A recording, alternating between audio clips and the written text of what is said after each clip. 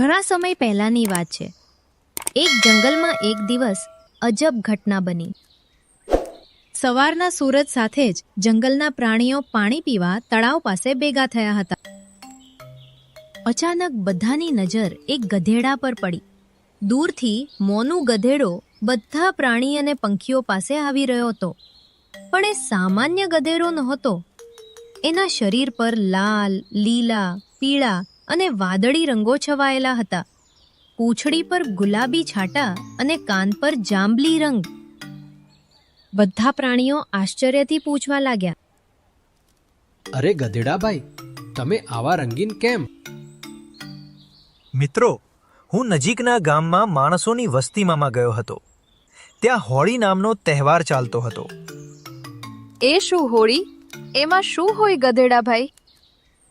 અરે ચકલીબેન, બધા લોકો એકબીજા પર રંગ ઉડાડતા હતા, પિચકારીથી પાણી ઉડાડતા હતા, નાચતા ગાતા હતા. મજા જ મજા. મને તો જોવાની એટલી મજા આવી ગઈ કે શું કહું તમને બધાને.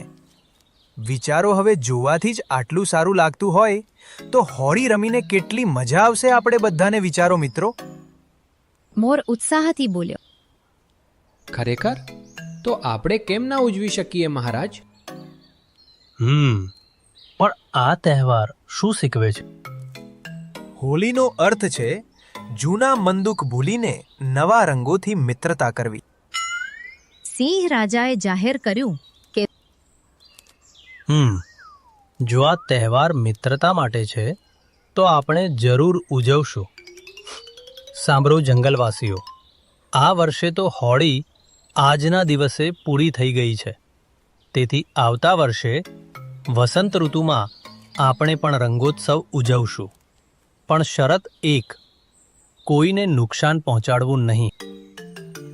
પણ મહારાજ, આપણે હોળી રમવા માટે જાત જાતના રંગો અને પિચકારી ક્યાંથી લાવશું?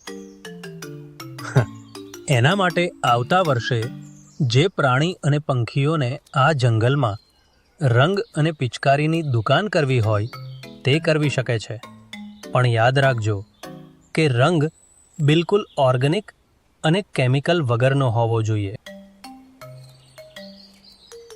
બધા પ્રાણીઓ ખુશ થઈ ગયા અને આવતા વર્ષે હોળી ક્યારે આવશે તેની રાહ જોવા લાગ્યા. એવામાં મીનુ પોપટ અને ચીનુ કાગરો હોળીના રંગો અને પિચકારીની દુકાન કરવાનું પ્લાનિંગ કરી રહ્યા હતા. આવી રીતે એક વર્ષ પસાર થયું.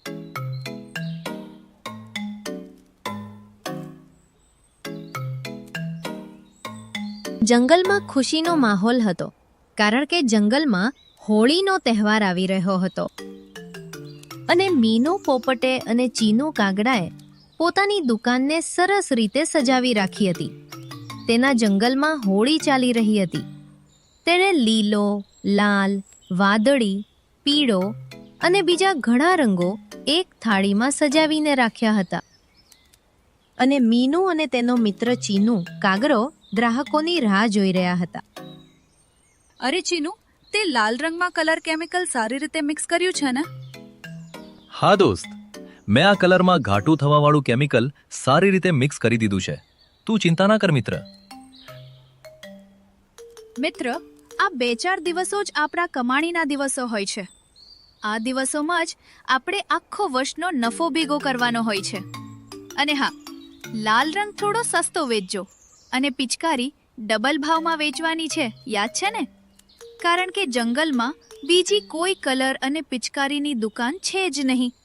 એના લીધે બધા કસ્ટમર આપણી પાસે જ કલર અને પિચકારી લેવા આવશે. મીનુ પોપટ અને ચીનુ કાગડો એ વાત ભૂલી ગયા હતા કે મહારાજ સિંહે સ્ટ્રિક્ટ ભાષામાં કીધું હતું કે કેમિકલવાળો કલર વેચવો નહીં. પરંતુ મીનુ પોપટ અને ચીનુ કાગડાને એ ભૂલાઈ ગયું હતું. થોડી વારમાં જગ્ગુ ગધેડો દુકાન પર કલર લેવા માટે આવ્યો. ચીનુભાઈ, 100 રૂપિયામાં જેટલા કલર આવે એમાં બધા કલર મને થોડા થોડા આપી દો. ચીનુ, આપણે આને લાલ રંગ જ આપીએ. ગધેડાભાઈ, આ વર્ષે બધા કલરનો ભાવ વધારે છે. ખાલી આ લાલ રંગ જ થોડો સસ્તો છે. એ જ લઈ જાઓ. ₹100 તો એ જ મળી શકે છે. સારું, એ જ આપી દો અને એક પિચકારી આપો. એનો ભાવ શું છે? એ પણ ₹100 આવશે. મીનુ અને ચીનુ, કંઈક શરમ કરો. ₹50ની વસ્તુ 60માં આપો. પણ ભગવાનની બીક રાખો. 50ની વસ્તુ ₹100ની થોડી હોય. અરે ઓ પાગલ ગધેડા, અમે મલિક છીએ આ દુકાનના. અમે શું કામ શરમ કરીએ? ચાલ ભાગી જ અહીંયાથી. અમારે તને કલર આપવો જ નથી. ચાલ નિકાલ અહીંયાથી. પણ ગધેડાને તો પોતાના બાળકો માટે કલર અને પિચકારી તો લઈ જ જવાની હતી. તેથી ગધેડો ચીનુ અને મીનુને કહે છે, ના ના મીનુબેન, સોરી, તમે તો ગુસ્સે થઈ ગયા. તમારી દુકાન છે અને તમારો સામાન છે. તમારે જેમ વેચવો હોય એમ વેચો. અમે કોઈ છીએ તમને સમજાવવાવાળા? એ તો બસ એમ જ મારા મોઢામાંથી વાત નીકળી ગઈ. પ્લીઝ મને રંગ અને પિચકારી આપી દો ને. આ લે તારી 100ની પિચકારી અને 100નો કલર. અને પછી ગધેડો વસ્તુઓ લઈને જતો રહે છે. બીજી બાજુ ઝુમરી ચકલીની બચ્ચી હોળીના કલર અને પિચકારી માટે જીદ કરી રહી હતી. મમ્મી, મને પર હોળીના કલર અને પિચકારી જોઈએ છે. મારા બધા દોસ્તો પાસે કલર અને પિચકારી છે. મારે પણ એ લોકો જોડે રમવું છે. તું મને લઈ આવી આપ લે. હા કુકુ બેટા, મેં એના માટે પૈસા બચાવી રાખ્યા છે. તું ચિંતા ન કર. ચાલ આપણે અત્યારે જ કલર અને પિચકારી લેવા જઈએ. ઝુમરી ચકલી અને એની બચ્ચી રંગ અને પિચકારી લેવા નીકળી પડે છે. ઝુમરી ચકલી ખૂબ જ ગરીબ હોય છે, પરંતુ પોતાની બચ્ચી માટે તે આખું વર્ષે પૈસા ભેગા કરે છે, જેથી કરીને તે પોતાની બચ્ચીને કલર અને પિચકારી અપાવી શકે. અરે આજ તો ઝુમરી ચકલીને પણ રંગ લેવા છે. કેમ ના આવી શકો મીનુબેન? હોળીનો તહેવાર છે. હોળીમાં તો બધા જ લોકો કલર અને પિચકારીથી રમવા માંગતા હોય છે. થોડા ઘણા પૈસા છે તારા પાસે? હા, કે પછી આમ નાન આવી ગઈ છું તું? જો ઝુમરી, હું તને પેલા જ કહી દઉં છું કે હું ઉધારમાં રંગ નહીં આપું. અરે ના ના મીનુબેન, મારા પાસે પૂરા ₹100 છે. આ લઈ લે. આને મને બધા રંગ અને એક પિચકારી પણ આપી દે. ઝુમરી ચકલી એવું બોલી જ રહી હતી કે ત્યારે ગધેડો શિયાળને જોડે લઈને આવે છે. અરે ઓ નાટકબાજો, તમે બંને આ રંગમાં શું ભેળવ્યું છે? મારી બચ્ચીના હાથ સોજી ગયા તારા રંગના લીધે, અને પિચકારી પણ ખરાબ નીકળી. એમાંથી પાણી જ બહાર નથી આવી રહ્યું. અરે તો પાગલ થઈ ગયો છે કે શું? ફરીવાર આવી ગયો અહીંયા. ચાલ અહીંયાથી ભાગી જા અને મારા ગ્રાહકો ખરાબ ના કર. અમારા ધંધાનો ટાઈમ છે અત્યારે.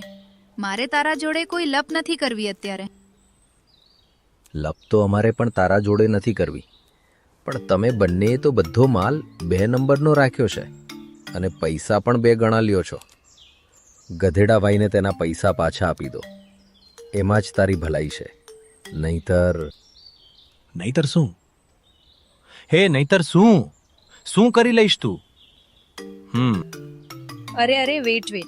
આ લોકો માટે તો હું જ કાફી છું.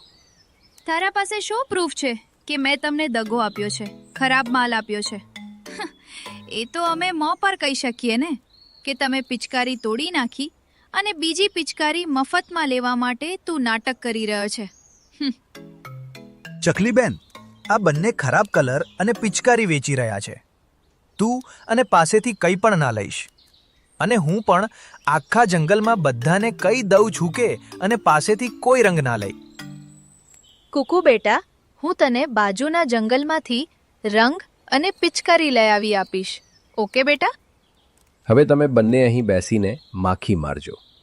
કોઈ તમારા પાસે કલર અને પિચકારી લેવા નહીં આવે, કારણ કે આજથી મેં પણ આ જંગલમાં હોળીના સામાનની દુકાન ખોલી છે. આ તો બહુ સારી વાત છે. ચાલ કુકુ બેટા, આપણે શિયાળ અંકલ પાસેથી જ હોળીની વસ્તુઓ લઈ લઈએ. અને પછી એ બધા ત્યાંથી જતા રહે છે. આલે ઝુમરીબેન, ₹50માં બધા રંગ અને પિચકારી પણ. Thank you Shiyal uncle. અરે વાહ વાહ વાહ, આજ પહેલી વાર હું હોળી રમીશ.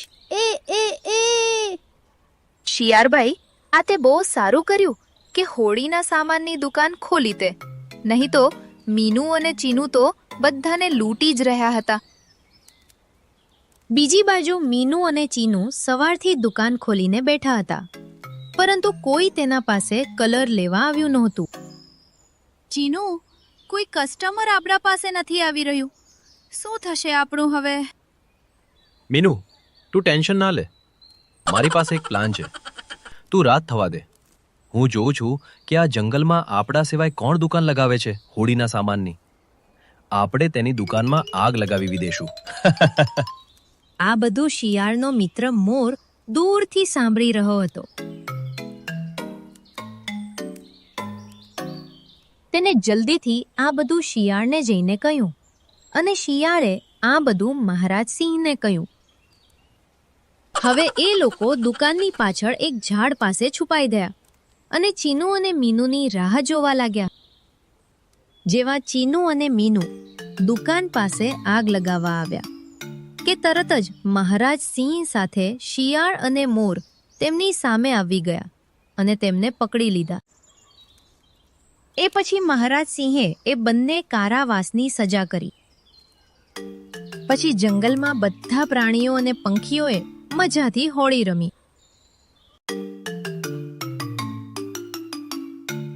તો બાળમિત્રો, આ વાર્તા પરથી આપણે શીખ્યા કે ક્યારેય લાલચ ના કરવી જોઈએ. વધુ પડતી લાલચ બીજાને તો નુકસાન પહોંચાડી શકે છે, પણ બીજાની સાથે સાથે તે આપણને પોતાને પણ નુકસાન પહોંચાડી શકે છે. તેથી હંમેશા ઈમાનદાર અને પ્રામાણિક રહેવું જોઈએ. બાળમિત્રો, તમને આ કાગરો અને પોપટની વાર્તા કેવી લાગી? કોમેન્ટ કરીને જરૂર જણાવજો. અને બાળમિત્રો, અમારા વિડીયોને લાઈક કરજો અને સબસ્ક્રાઇબ કરવાનું